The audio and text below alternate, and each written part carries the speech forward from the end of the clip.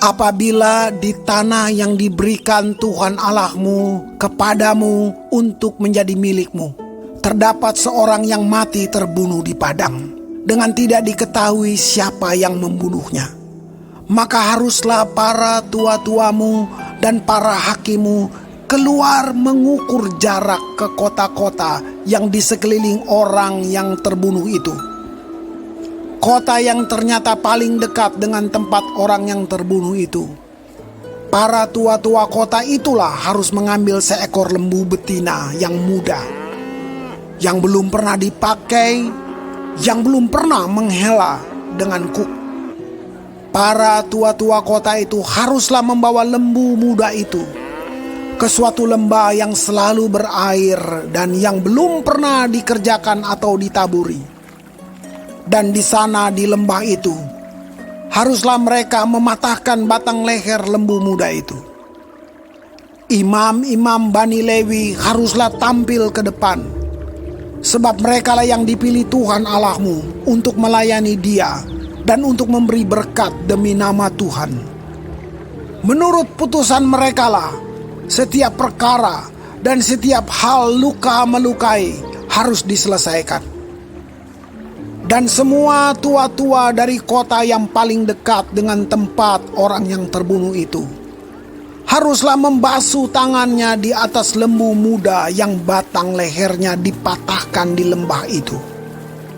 Dan mereka harus memberi pernyataan dengan mengatakan, "Tangan kami tidak mencurahkan darah ini, dan mata kami tidak melihatnya. Adakanlah pendamaian bagi umatmu Israel yang telah kau tebus itu, Tuhan. Dan janganlah timpakan darah orang yang tidak bersalah ke tengah-tengah umatmu Israel." Maka karena darah itu telah diadakan pendamaian bagi mereka. Demikianlah engkau harus menghapuskan darah orang yang tidak bersalah itu dari tengah-tengahmu.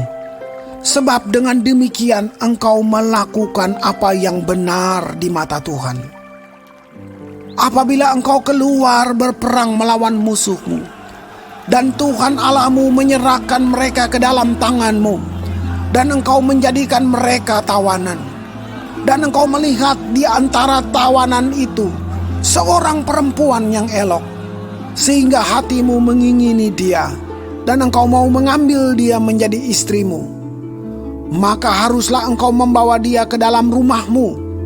Perempuan itu harus mencukur rambutnya, memotong kukunya, menanggalkan pakaian yang dipakainya pada waktu ditawan, dan tinggal di rumahmu untuk menangisi ibu bapanya sebulan lamanya.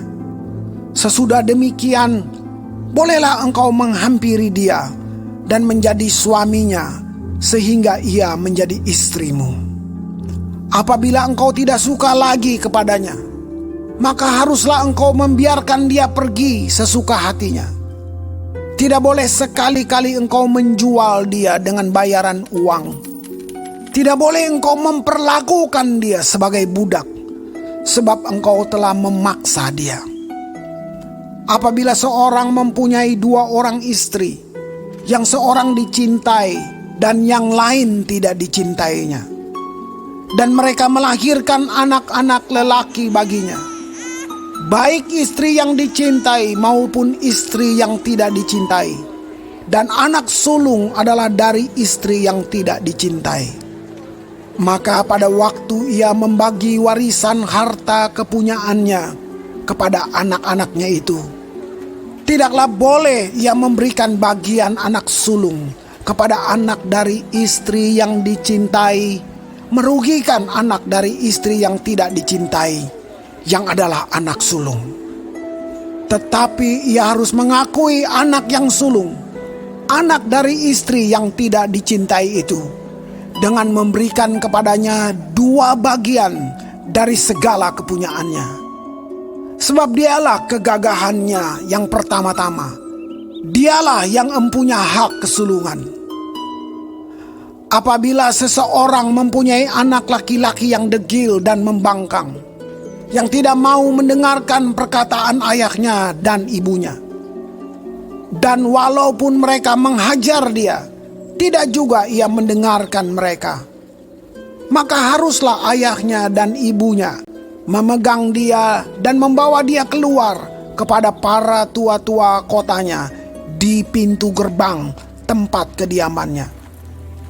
Dan harus berkata kepada para tua-tua kotanya, "Anak kami ini degil dan membangkang. Ia tidak mau mendengarkan perkataan kami. Ia seorang pelahap dan peminum." Maka haruslah semua orang sekotanya melempari anak itu dengan batu sehingga ia mati. Demikianlah harus kau hapuskan yang jahat itu dari tengah-tengahmu. Dan seluruh orang Israel akan mendengar dan menjadi takut. Apabila seseorang berbuat dosa yang sepadan dengan hukuman mati, lalu ia dihukum mati, kemudian kau gantung dia pada sebuah tiang, maka janganlah mayatnya dibiarkan semalam-malaman pada tiang itu. Tetapi haruslah engkau menguburkan dia pada hari itu juga. Sebab seorang yang digantung terkutuk oleh Allah. Janganlah engkau menajiskan tanah yang diberikan Tuhan Allahmu kepadamu menjadi milik pusakamu.